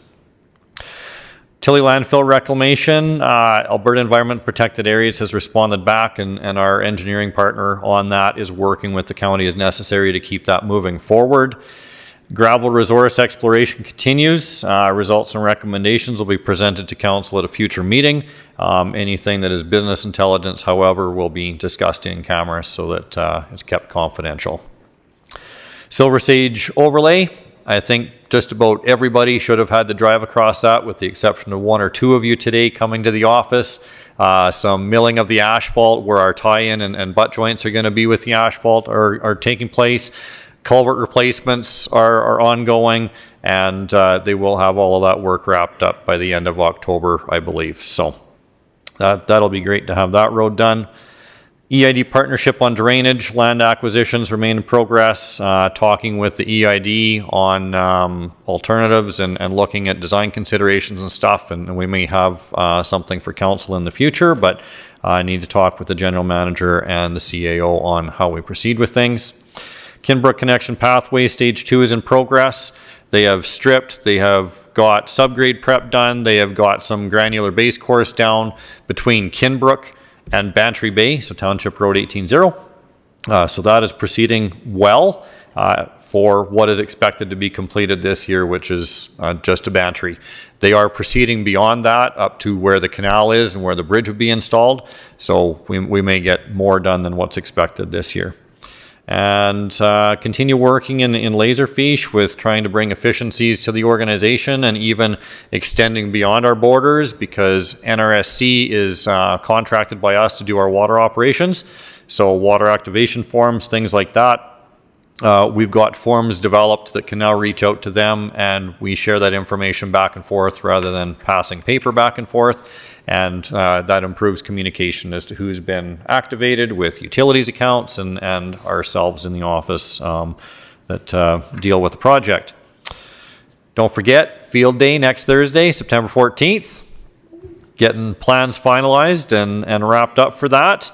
And just the municipal load report. July was a little bit higher than what we experienced last year. Top of my head, I got the report yesterday, didn't have this updated. I think it was 188 or 166 for the August period, so well below what we've seen in 2022.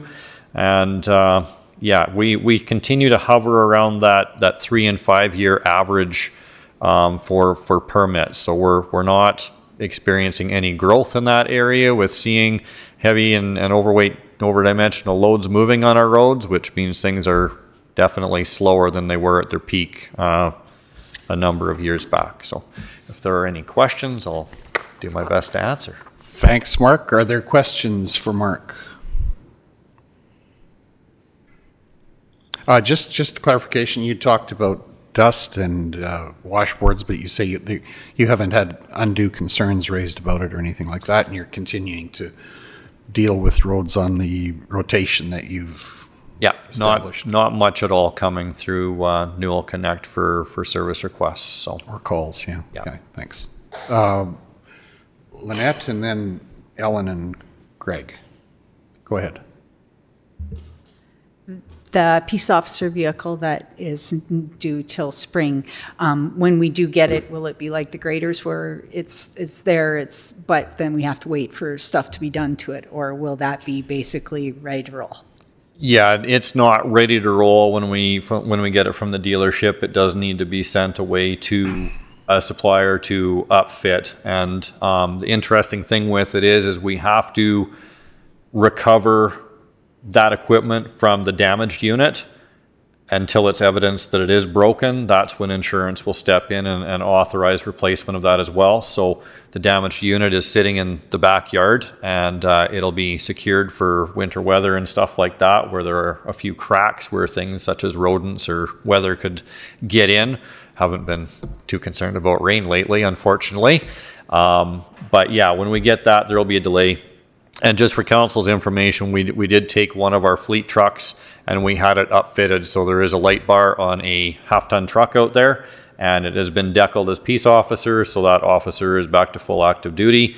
They can do everything that has been authorized by them from the Solicitor General's office for provincial enforcement as well as bylaw enforcement. So that's how we're getting through this matter. The previous time we lost a unit, the replacement was already on order because it was part of our capital plan and it was only a month or two delay, but yeah, and it's based on scheduling, it's only a couple of weeks for the upfittings, so. Okay, thanks, Mark. Ellen? Just for clarification, the water project, number 2, let's say the contract 4 has to be done also before contract 3 gets to be on the system. So all of them, like even contract number 4 that has to be signed yet this fall. Easement signing, if it's to proceed, yes. Correct. But will everyone, even in contract number 2 and contract number 3, have to wait until they connect? No, It's just each contract is administered separately. So contract 1 people are already getting hooked up and water turned on. So water is flowing into their cisterns. Thank you so much for the update. Yeah. Yeah, no, we're not waiting a 2-year window for people to get water delivered to their home. Okay, thanks. Greg? Just for information, Mark, does Grasslands and Southland, do they report to you on road conditions from time to time? I'm just a question. We have a few bus drivers report road conditions to us, just as any of the other motoring public is free to do.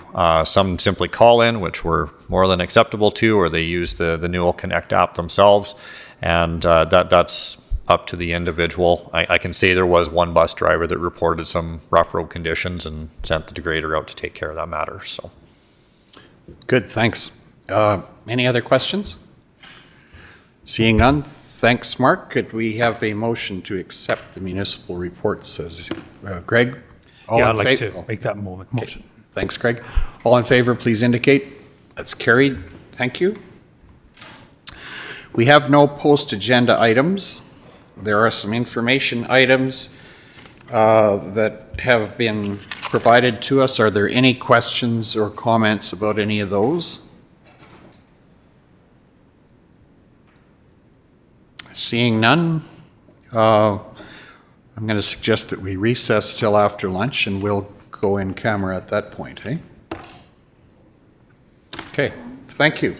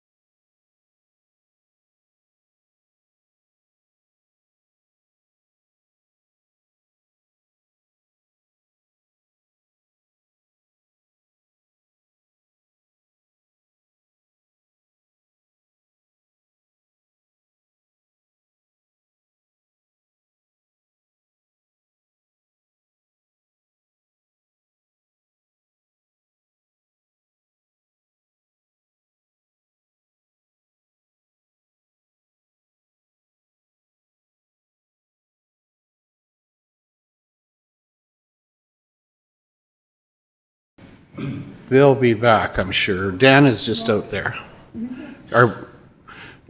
We're ready to go in camera, right? Yeah. Someone make a motion that we go in camera? Greg? Everybody. Oh, everybody wants to go. Okay. Carried.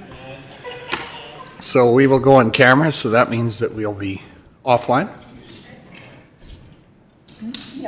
Well, that was me. Yeah, so this is the live stream. I was just curious how it shows up here. Looks a little glitchy. I was watching you. It's How do you watch it? By